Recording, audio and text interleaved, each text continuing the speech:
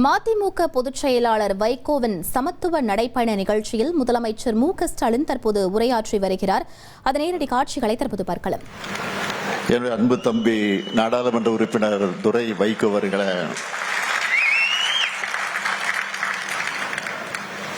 திராவிடர் கழகத்தினுடைய பொதுச் செயலாளர்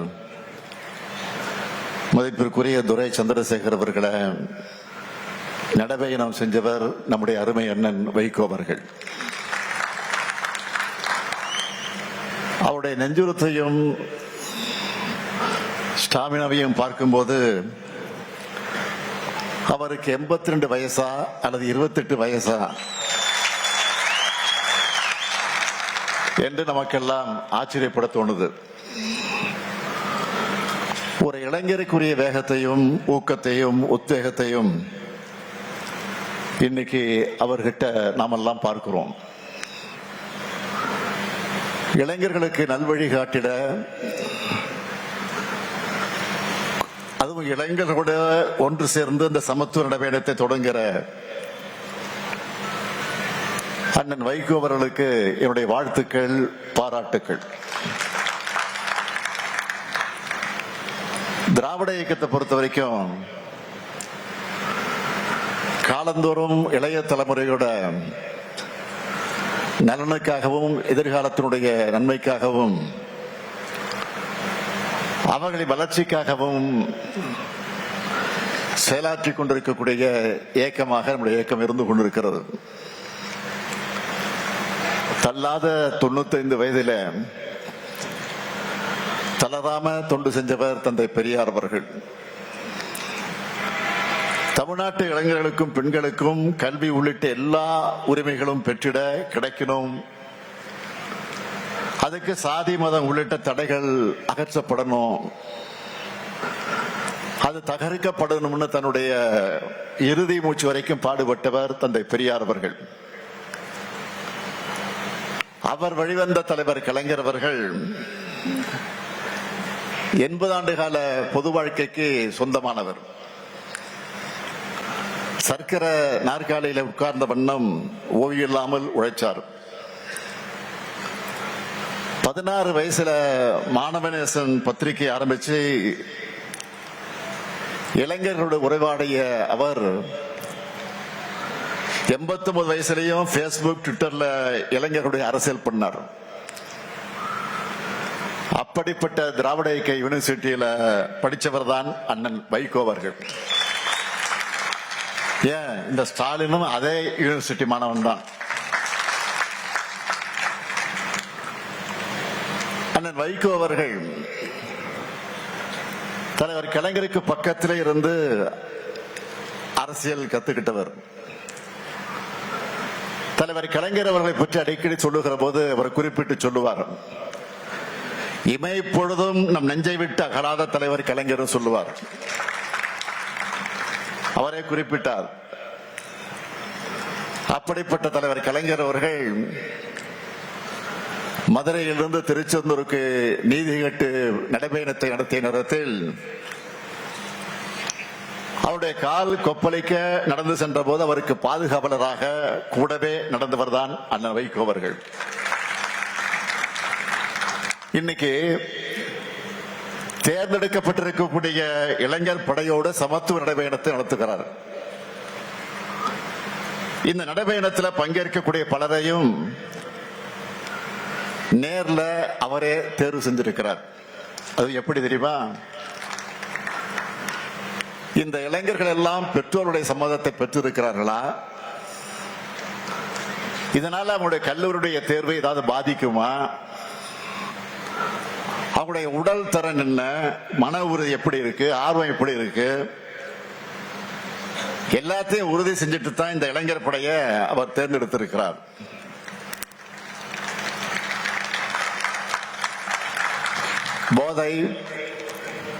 போதைப் பொருள், அந்த போதைப் பொருள் ஒழிப்பு, சாதி மத மோதல் தடுப்பு உள்ளிட்ட நாட்டுக்கு தேவையான கருத்துக்களை வலியுறுத்தி அண்ணன் வைகோ அவர்கள் தொடங்கி இருக்கக்கூடிய இந்த சமத்துவ நடைபயணம் மாபெரும் வெற்றி பெறணும். நிச்சயமாக வெற்றி பெறத்தான் போகிறது. இது மாதிரியான பயணங்களில் என்ன பயன் என்று சிலர் கேட்கலாம். காந்தியின் நடைபயணமும் மாவோவின் நடைபயணமும் வரலாற்றில் புரட்சி ஏற்படுத்தியிருப்பது போல அந்த தாக்கத்தை அவங்க உணரணும். இப்படியான நடைபயணங்கள் தான் தலைவர்கள் மக்கள்கிட்ட போய் எளிய வகையில சுலபமான முறையில நேரடியாக தங்களுடைய கருத்துக்களை சொல்ல முடியும். அந்த நடைபயணத்தோட தேவை குறித்தும் அதில் உள்ள நியாயங்கள் குறித்து மக்கள் பேச தொடங்குவாங்க. மக்கள் பேச பேசத்தான் அந்த பிரச்சனைக்கு தீர்வு காண முடியும். திராவிட இயக்க மேடைகளையும் நாடாளுமன்றத்திலையும் தமிழ்நாட்டோட தமிழர்களுக்காக அவருடைய உரிமைகளுக்காக கர்ஜித்தண்ணன் வைக்கோவர்கள் முதுமையை முற்றிலுமாக தூக்கி எறிந்துட்டு இந்த நடைபயணத்தை தொடங்கி இருக்கிறார். இளைஞர்களுடைய எதிர்காலத்தை சீரழிக்கக்கூடிய போதைப் பொருட்களை நாம நிச்சயமாக ஒழிக்கணும். அதுல எந்த கருத்து மாறுபாடும் வேறுபாடும் கிடையாது. போதையின் பாதையிலிருந்து இளைஞர்களை காக்கணும். அதற்காக அரசு பல்வேறு நடவடிக்கைகளை எடுத்துக்கிட்டு இருக்கு. அது மூலமா ஓரளவுக்கு முழுமையாக இல்ல, ஓரளவுக்கு பலனும் கிடைச்சுக்கிட்டு இருக்கு. ஆனா ரொம்ப முக்கியமானது அந்த பழக்கத்திற்கு அடிமையானவங்க அதோட பாதிப்புகளை உணர்ந்து அந்த பழக்கத்தை கைவிடணும். அவங்க கூட இருக்கிறவங்க அவங்கள திருத்தணும். போதைப் பொருட்களுடைய பழக்கம் என்பது மிகப்பெரிய நெட்வொர்க். அந்த நெட்வொர்க் அழிக்க மாநில அரசுகளும் ஒன்றிய அரசும் இணைஞ்சு செயல்படணும். ஏராளமான போதை வஸ்துகள் நாட்டுக்குள்ள வருது. அதிகப்படியான போதைப் பொருட்கள் எந்தெந்த துறைமுகங்கள் வழியா நாட்டுக்குள்ள நுழையுதுன்னு நம்ம செய்திகள்ல பார்க்கிறோம், படிக்கிறோம். இந்த நுழைவு வாய்களை நாம அடைச்சாகணும். நாட்டோட எல்லைக்குள்ள போதைப் பொருட்கள் வர்றதையும் மாநிலம் விட்டு மாநிலம் கட்டுப்படுத்த மாநிலம் விட்டு மாநிலங்கள் கடத்தப்படுவதையும் ஒன்றிய அரசின் முகமைகள் தீவிரமாக கண்காட்சி தடுக்கணும்.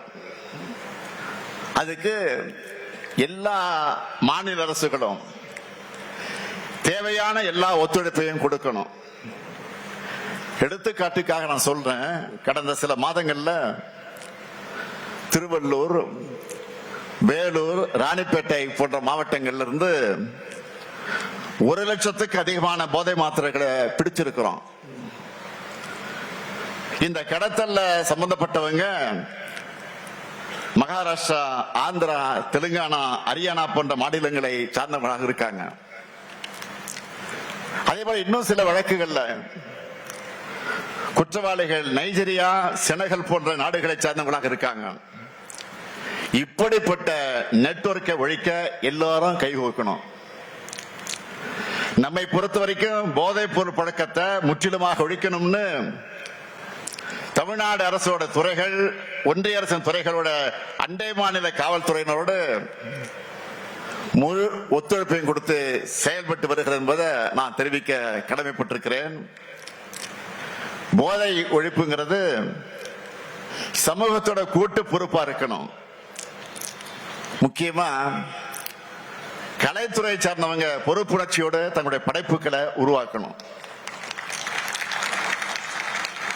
போதையின் தீமைகளை சொல்றது தப்பில்ல, அதை குளோரிஃபை பண்றது ஒரு தலைமுறையே சீரழிச்சிடும். அதே போல பெற்றோர்கள் தங்கள் குழந்தைகள் பாசனத்தை காமிக்கணும் தான், அது மறுக்க முடியாது. அதுக்காக பாதை மாறி போகும்போது வேடிக்கை பார்த்து கொண்டிருக்க கூடாது. யூடியூப், இன்ஸ்டா ரீல்ஸ் மூலமா வரக்கூடிய ஈஸி மணி பசங்களை தவறான பாதையில கொண்டு போறதுக்கான சான்ஸ் தான் அதிகம். எனவே குழந்தைகளை பொறுப்போடு வளர்க்கணும். பெற்றோர்களை நான் கேட்டுக்கொள்கிறேன். முக்கியமா அம்மா, அப்பா, அக்கா, தங்கச்சின்னு வீட்டில் இருக்கக்கூடிய சொந்தங்கள் நம்ம வீட்டு பசங்க வழி தவறி போகாம இருக்கிறத கண்காணிக்கணும். ஒருத்தருக்கு ஒருத்தர் மனசு விட்டு பேசணும். மனம் விட்டு பேசினாலே பாதி பாரம் குறைஞ்சிரும். தவறான பாதைக்கு போகக்கூடிய தேவை நிச்சயமாக இருக்காது. அதேபோல் ஆசிரியர்கள், சமூக வலைதள பிரபலங்கள்ல எல்லாருமே போதைப் பொருளுக்கு எதிரான விழிப்புணர்வை தொடர்ந்து பரப்பணும்னு நான் கேட்டுக்கிறேன். அடுத்து, இன்னைக்கு நாட்டில் நிலவக்கூடிய முக்கியமான பிரச்சனை என்றால் அது சாதி மத மோதல்கள் தான்.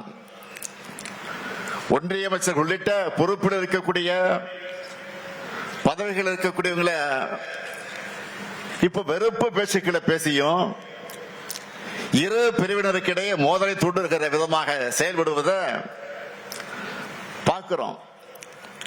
தனிப்பட்ட முறையிலான நம்முடைய கொள்கைகளுக்கு நம்ம இந்திய நாட்டை ஒருமைப்பாட்டை அமைதியை சீர்குலைக்கக்கூடிய ஆசகார வேலையை அவங்க ஈடுபட்டு இருக்காங்க.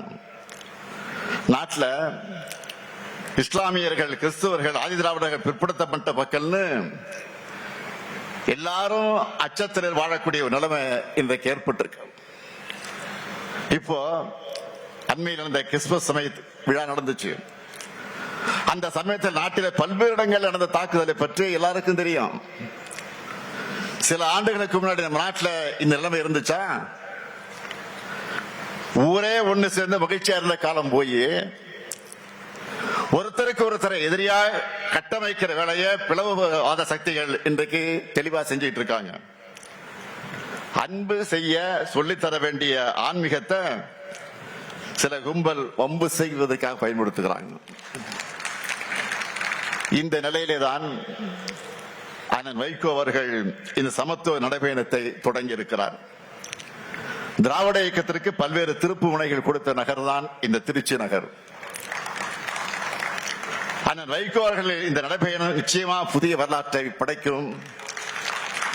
இந்த நடைபயணத்தோட தாக்கத்தை சமூக வலைத்தளங்கள் கொண்டு சேர்ந்து இளைஞர்களை பேசும் பொருளாக ஆக்க வேண்டியது ஊடகங்கள் மற்ற எல்லோருடைய கடமை. மது போதையும் அதைவிட ஆபத்தான மதவாத அரசியல் போதையும் தமிழ்நாட்டுக்குள் நுழைவிடாமல் தடுத்திட நாமெல்லாம் ஒன்று சேர வேண்டும். அண்ணன் வைகோருடைய நடைபயணம் நிச்சயமாக புதிய எழுச்சியை உருவாக்க இருக்கிறது. அண்ணன் வைகோ அவர்கள் இந்த சமத்துவ நடைபயணம் வெற்றி பெற வேண்டும் என்று நான் வாழ்த்துகிறேன். அதே நேரத்தில் உரிமையோடு அவரிடத்தில் நான் கோரிக்கை வைக்க விரும்புகிறேன். உங்கள் அனைவரின் சார்பில் உங்களுடைய நோக்கம் பெரிதென்றாலும் உங்களுடைய உடல்நலம் எங்களுக்கு பெரிது. எனவே இந்த பயணத்தை நீங்கள் கவனமாக மேற்கொள்ள வேண்டும். அது மட்டுமல்ல, இது மாதிரியான கடுமையான நடைபயணங்களை நீங்கள் இனி மேற்கொள்ளக்கூடாது என்ற என்னுடைய அன்பான வேண்டுகோளை. 1,25,00,000 மனங்களை வென்ற தந்தி டிவி யூடியூப் சேனல். தவிர்க்க முடியாத தம்ப்நெயில்ஸ், கலக்கலான கான்டென்ட்ஸ். நீங்களும் இந்த குடும்பத்தில் இணைய இப்பவே சப்ஸ்கிரைப் பண்ணுங்க. அசுரபலம் கொண்ட எங்கள் டிஜிட்டல் கரங்களில் உங்கள் விளம்பரங்களை சேர்க்க வாட்ஸ்அப் பண்ணுங்க. 8939888378.